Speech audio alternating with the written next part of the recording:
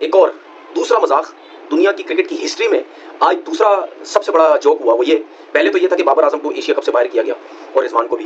दूसरा ये कि पाकिस्तान के जो सिलेक्टर्स हैं उन्होंने जो सेंट्रल कॉन्ट्रैक्ट अनाउंस किया उसमें ए कैटेगरी ही खा गए। मतलब इनकी जो एबीसी है वो बी से स्टार्ट हुई, ए खा ही गए। पाकिस्तान क्रिकेट बोर्ड ने साल 2025-26 के लिए मेंस टीम के सेंट्रल कॉन्ट्रैक्ट्स का ऐलान किया है और इसमें किसी भी प्लेयर को कैटेगरी ए में शामिल नहीं किया गया।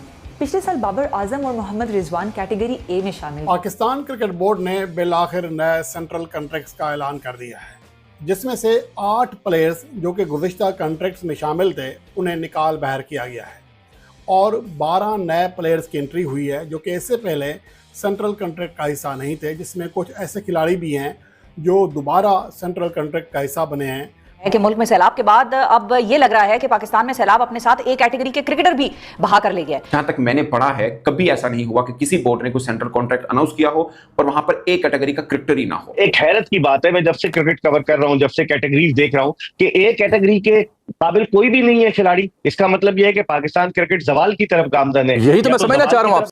लेकिन सेंट्रल कॉन्ट्रैक्ट के बाद रिएक्शंस क्या है उसके ऊपर किसी ने कुछ बात नहीं की, तो वो आपको बताएंगे कि रिएक्शंस क्या आ रहे हैं। काफी लड़के नाराज हैं और एक और भी फीलिंग है, कुछ लड़के अपनी डिमोशन पे नाराजगी से ज्यादा वो अगले की प्रमोशन पे ज्यादा नाराज नजर आ रहे हैं। अच्छा, कुछ यहाँ ऐसे सरप्राइजिंग नाम है कि वाकई ये वाला मामला है, लेकिन अंदर की कोई अमल दखल नहीं है। ये इसमें वाइट बॉल के जो आपको लड़के नजर आ रहे हैं और रेड बॉल के जो मेनली अंदर आने वाले और बाहर जाने वाले, 2 अलग अलग फॉर्मेट्स के सेंट्रल कॉन्ट्रैक्ट के इसमें प्लेयर्स हैं इस सेंट्रल कॉन्ट्रैक्ट में। Red ball and white ball. White ball के जितने लड़के हैं वो माइक हेसन के पिक्ड हैं और जो रेड बॉल के जितने लड़के हैं वो आकिब जावेद के पिक्ड हैं, ये सोर्सेस क्लेम करती हैं। अब सवाल यहाँ ये भी बनता है कि अप्रोच क्या है। अब मैं आपको बड़ी क्लैरिटी से बताता हूँ। आकिब ने जो अप्रोच अपनाई है, आकिब मुझे लग रहा है कि ये सेंट्रल कॉन्ट्रैक्ट ना इन प्लेयरों के साथ डिसरिस्पेक्ट है इनकी, जिस कैटेगरी में रखा है और इन्होंने परफॉर्मेंस की हुई है, खेले हैं, ठीक है। आप एक कैटेगरी कैसे खत्म कर सकते हैं? आप रखें जरूर, मेरा मानना है कि आप रखिए कैटेगरी में, अनाउंस करें, पैसे कम कर दें, कट कर दें थोड़ा सा। परफॉर्मेंस नहीं है ना, 8वें नंबर पर टीम चली गई है, 9वें नंबर पर टीम चली गई है, आप कट करें। आप कैटेगरी खत्म करनी वो मेरी समझ से बाहर है। जो हमारे बेस्ट प्लेयर हैं उनको आप नीचे लेके आए हैं। किसने बनाई है? आकिब जावेद और माइक हेसन ने बनाई है। ज्यादातर इसमें तो आकिब जावेद का अमल दखल रहा है। तो प्लेयरों का भी मैं समझता हूँ कहीं ना कहीं कसूर है। मैनेजमेंट को मजबूर किया इतना हार्श डिसीजन लेने पे, तो अब क्या कह सकते हैं, दोनों तरफ इक्वली आप कह सकते हैं प्रॉब्लम है। और माजी करीब में वो हिस्सा रहे हैं लेकिन गुज़िश्ता साल बहरहाल नहीं थे। इसके अलावा चंद ऐसे प्लेयर्स जो कि अपनी जादुई कारकर्दगी की वजह से अपना ना सिर्फ सेंट्रल कॉन्ट्रैक्ट बचाने में कामयाब हो गए हैं, बल्कि चंद एक को तरक्की भी मिली है या अपनी कैटेगरी जो है बरकरार रखने में कामयाब हो गए हैं। वो जादुई कारकर्दगी जो नज़र तो नहीं आ रही है लेकिन जहनों में मौजूद है कि ये प्लेयर्स जादुई कारकर्दगी दिखा सकते हैं। अब इसके हवाले से जो नई लिस्टें हैं वो आपके साथ शेयर करने जा रहा हूँ। और जैसा कि मैंने गुज़िश्ता रोज़ ही कहा था कि मौजूदा पाकिस्तान की टीम में एक भी ऐसा प्लेयर नहीं है जिससे आप एक कैटेगरी का सेंट्रल कॉन्ट्रैक्ट ऑफ़र करें। बाबर आजम और मोहम्मद रिजवान गुज़िश्ता कॉन्ट्रैक्ट में टॉप पोजीशन पर थे, टॉप कैटेगरी में थे, उनकी तनज़ली हुई है, अब वो बी में चले गए हैं। और बाकी प्लेयर्स में भी कोई ऐसा प्लेयर नहीं था जो कि एक कैटेगरी के काबिल होता। तो इस वजह से इस कॉन्ट्रैक्ट में तो कोई एक कैटेगरी है ही नहीं, हर कैटेगरी थे। लेकिन अब दोनों सीनियर प्लेयर्स कैटेगरी बी में हैं। इस साल 30 खिलाड़ियों को कॉन्ट्रैक्ट्स दिए गए हैं जबकि पिछले साल ये नंबर 27 था। तो कैटेगरी ए में किसी प्लेयर को क्यों शामिल नहीं किया गया? पीसीबी के मुताबिक कॉन्ट्रैक्ट्स परफॉर्मेंस की बेसिस पर दिए गए हैं और कैटेगरी बी, सी और डी में 10-10 खिलाड़ी रखे गए हैं। इस तब्दीली के बारे में क्रिकेट एनालिस्ट समी चौधरी कहते हैं कि हालिया बरसों में प्लेयर पावर पीसीबी के लिए एक बड़ा चैलेंज रही है। एक कैटेगरी को सिरे से ही खत्म करके पीसीबी अब महमूद अयाज को एक ही सफ में खड़ा करने की कोशिश कर रहा है। समी के मुताबिक नौजवान खिलाड़ियों को सेंट्रल कॉन्ट्रैक्ट्स में जगह देकर पीसीबी ये पैगाम देना चाह रहा है कि जो परफॉर्म करेगा कॉन्ट्रैक्ट उसे ही मिलेगा। क्रिकेटर्स को माहाना कितने पैसे मिलते हैं अनाउंस किया है, पहले कर देना चाहिए थी बहुत सारी चीजें, लेकिन चलें देर आ रहे हैं दुरुस्त आ रहे हैं। जिस तरह हमने पहले भी कहा कि भरपूर मौके दिए गए प्लेयर्स को कि कहीं ना कहीं वो परफॉर्मेंस करके अपनी जगहें स्पॉट को जो है वो सिक्योर करें। बिल्कुल एक सेंट्रल कॉन्ट्रैक्ट जिसमें obviously there is no a category which is unprecedented, unseen, unheard of, और एक ऐसी मूव है, ठीक है, which you can say it's performance based, आप परफॉर्मेंसेस जो लोग नहीं करते, but then there is a dilemma because आप कुछ जिनका पता नहीं होता और उनकी परफॉर्मेंसेस अच्छी हो तो आप उनको ले आते हैं, अगर अच्छी हो तो आप उनको प्रमोट कर देते हैं, ना अच्छी हो तो आप उनको डिमोट कर देते हैं। And then there are some people who have done good over a period. Communication किधर? भाई बोर्ड बैठे कम्युनिकेट करे अपनी प्लेयर्स से या अपने 30 के 30 लड़कों से, भाई मेरिट के ऊपर बात करें, स्क्वाड की डेप्थ के ऊपर बात करें, यूथ ओवर स्टार पावर की बात करें, मेक देम अंडरस्टैंड कि लॉस ऑफ प्रेस्टीज नहीं है, लॉस ऑफ फाइनेंशियल इंपैक्ट है। क्योंकि ये जो 2-3-4 दिनों में हुआ है एशिया कप की पाकिस्तान की स्क्वाड के बाद और उसके बाद फिर सेंट्रल कॉन्ट्रैक्ट के बाद, तो ये पर्सनल वेंडेटा बनता हुआ नजर आ रहा है लोगों का कि जी जैसे पर्सनल वेंडेटा हो गया है कि नहीं ये तो पर्सनली अब हर कोई शुरू हो गया है लेने के लिए कि नहीं जी ये तो हमारी ईगो हर्ट कर दी है, ये कर दिया है, फला कर दिया। बट इन ऑल ऑनेस्टी कि पाकिस्तान क्रिकेट बोर्ड सिग्नल देना चाह रहा था कि भाई आप you are not bigger than the game, which is right. I support them in that, क्योंकि अब शायद लड़के अपने आप को गेम से बड़ा समझना शुरू हो गए थे।